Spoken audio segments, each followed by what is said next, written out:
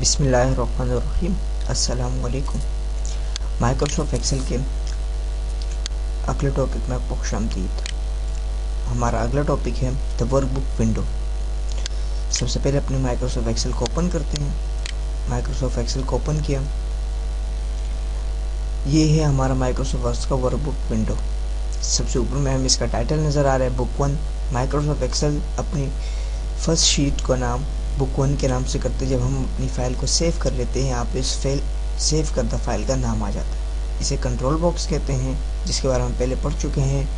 Minimise, ये maximise, then close.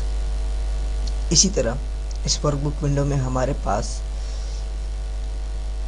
Columns मौजूद हैं, ABC अल्फ़ाबेट के नाम से इनके टॉप में होते हैं, और हमारे पास ये रोज़ होते हैं जो न्यूमेरिक डेटा में हमारे पास मौजूद होते हैं। और हमारे पास यहाँ पे कुछ बॉक्सेस हैं, इन बॉक्स को हम कहते हैं सेल।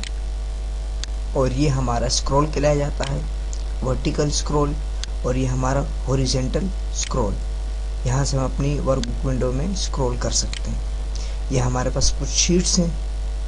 हमारे पास 3 डिफ़ॉल्ट सूरत में शीट बनकर आती है।